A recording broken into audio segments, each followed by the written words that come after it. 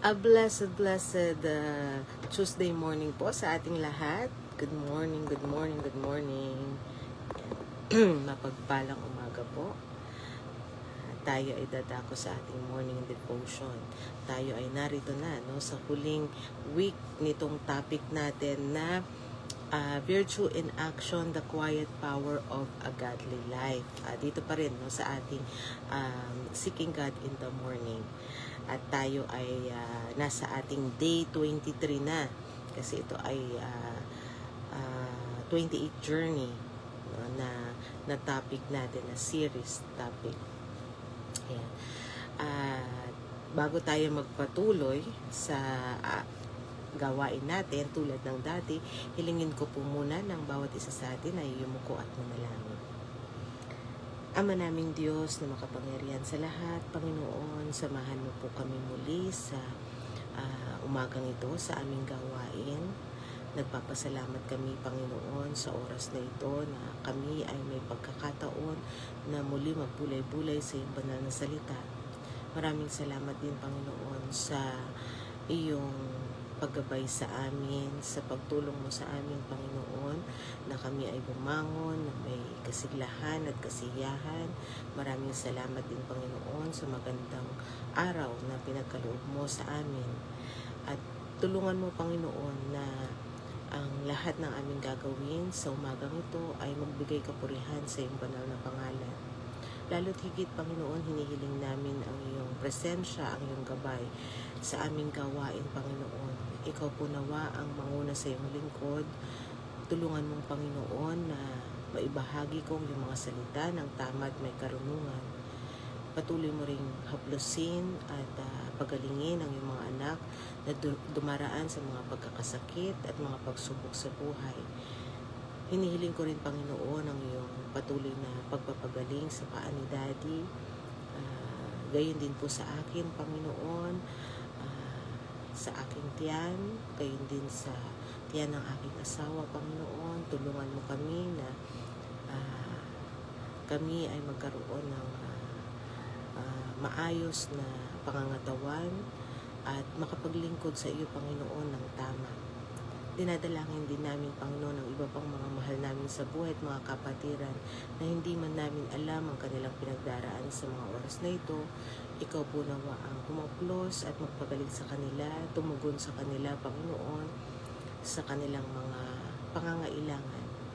At Ama, linisin mo po ang aming puso't isipan at patawarin mo kami sa aming mga nagagawang kasalanan. At muli ang lahat ng ito'y dalangin namin sa matamis na pangalan ng Jesus. Amen. Muli, good morning po sa ating lahat. And narito tayo sa ating day 23 ng Seeking God in the Morning, ang ating daily morning devotion na may topic na Virtue in Action, the Quiet Power of a Godly Life.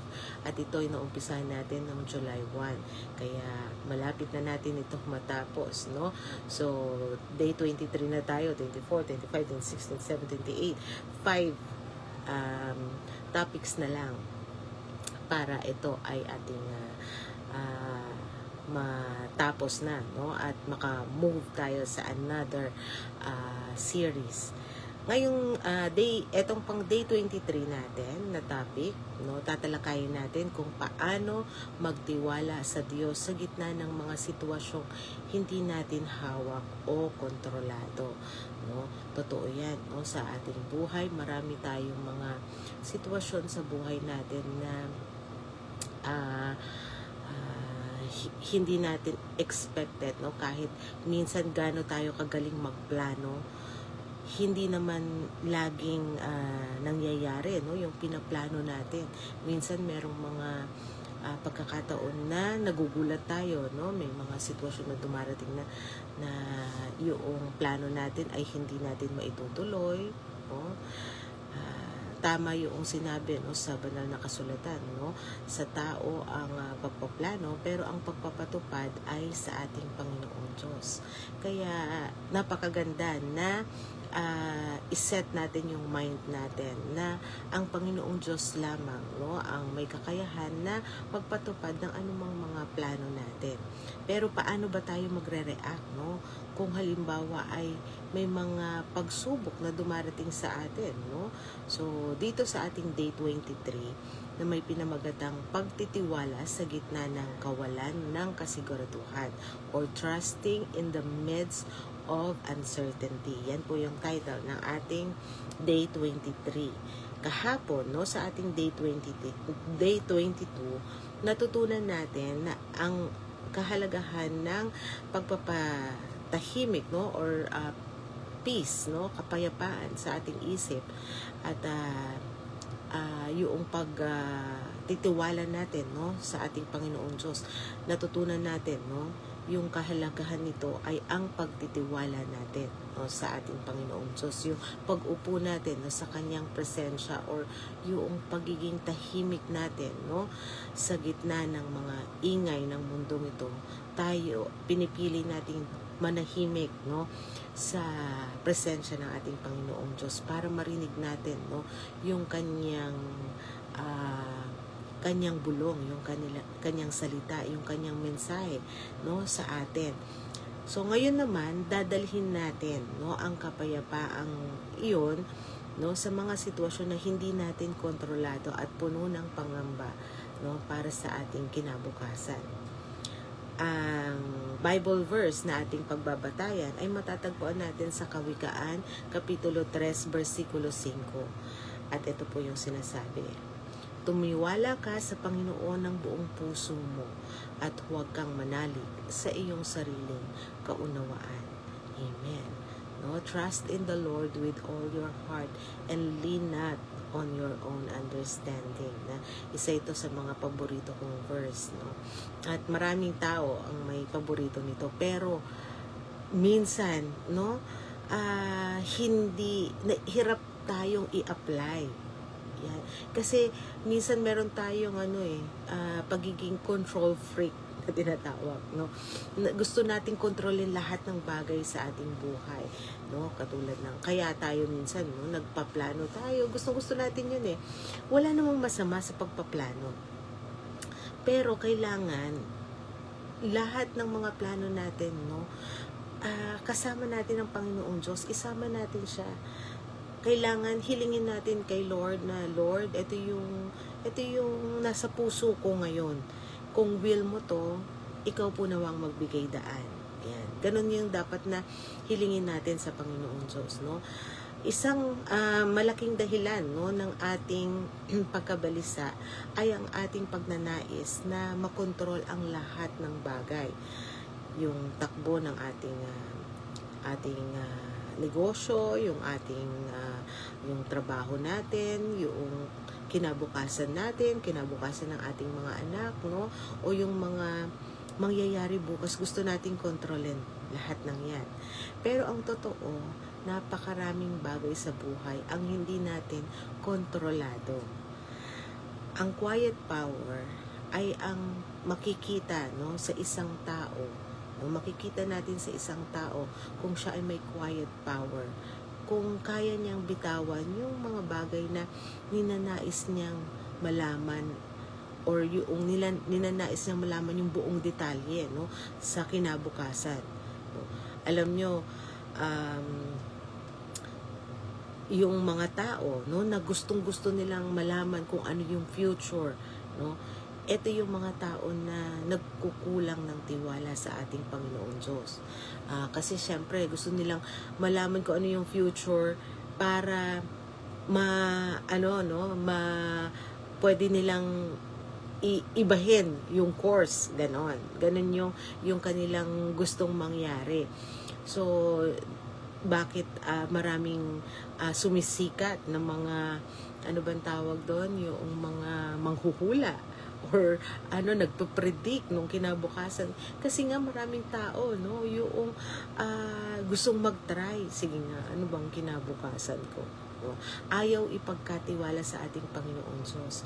Kaya ang quiet power ay makikita mo sa isang tao na nagtitiwala, no, sa kapangyarihan at karunungan at pag-ibig ng ating Panginoong Diyos. Ang pagtitiwala ay hindi bulag na pagsuko. Ibig sabihin, no, hindi ibig sabihin na pagka nagtiwala ka sa Panginoong Diyos ay parang bahala na si Batman. Hindi ganon, no? Ito yung pagpili na maniwala tayo na hawak ng Panginoong Diyos ang bawat bukas natin. Kaya niyang baguhin, no? Yung anumang hindi mabubuting sitwasyon na pwede nating pagdaanan. Kaya niya tayong ituwid, i-guide, no? Dalhin sa mas maayos at payapang pamumuhay. No, ito yung kakayahan natin, no, para magkaroon tayo ng kakayahan na matulog ng payapa tuwing gabi, no. Kung tayo ay merong tiwala sa ating Panginoong Diyos, magagawa natin ito. No, yung maging kampante tayo sa ating buhay, sa ating kinabukasan. Isa sa mga Bible character, no, na magandang tignan natin, no, na may malaking tiwala sa ating Panginoong Diyos ay si Abraham, no? Sa Hebreo kapitulo 11 bersikulo 8, no, si Abraham ay tinawag ng Diyos na lumabas sa kanyang sariling bayan patungo sa lugar na hindi niya alam kung saan, no? Si Abraham ay mula sa Ur, no? At tinawag siya ng Panginoong Diyos na maglakbay patungo dito, no, sa lugar ng Kanaan. At hindi niya alam kung ano yung dadatnan niya doon. Hindi niya alam kung ano yung lugar na yon para sa kanya. Pero hindi siya nagtanong, hindi siya nagsabi, no, na Panginoon, paano naman yung aking mga kabuhayan dito, sayang naman. Hindi siya nagsabi ng gano'n, no? Kundi sumunod siya, no? Wala siyang mapa o GPS, wala siyang detalyadong plano. Ang meron lang siya ay ang pangako ng Panginoong Diyos, no? Sa kabila ng walang kasiguraduhan, sumunod siya ng may pananampalataya. Ang kanyang pagtitiwala ang nagbukas ng daan para maging ama siya ng isang malaking bansa. Ayan. Amen, no? So napakagandang maalala natin, no, si Abraham. Kung tayo ay minsan nahihirapang magtiwala, no, tignan natin, no, si Abraham na lahat, no, ng inutos ng Panginoong Diyos sa kanya, no, ay wala siyang question, kundi ginawa niya dahil ganun kalaki ang tiwala ni Abraham sa ating Panginoong Diyos. So ngayong araw na ito, no, magkaroon din tayo ng hamon or in-action challenge sa atin. So, papamagatan natin itong in-action challenge natin ng release the control. No? Bitawan natin yung pagiging control freak natin. Isipin natin ang isang bagay o problema. Ano ba yung isang bagay o problema o alalahanin natin tungkol sa bukas, no? Na labis nating pinoproblema sa ngayon. Ano ba yan? Pambayad ba? Or yung ano ba yung kinabukasan ba ng ating mga anak? O paano kaya, no, ang buhay ngayon kung isa bang sakit, no, na matagal na nating iniinda? So ano yan, no? Isulat ito sa isang papel o kaya sabihin natin, no, sa panalangin. Tapos ay ibigay natin ito, no, sa ating Panginoong Diyos. Itaas natin ito. Lahat ng itong iniisip natin, alalahanin natin, problema natin, no, isulat natin or ipanalangin natin sa ating Panginoong Diyos at sabihin natin sa Kanya, Panginoon, hindi ko kontrolado. Kaya kong ipagkatiwala ngayon sa iyo ang lahat ng ito, no? Hindi natin kontrolado at ang tanging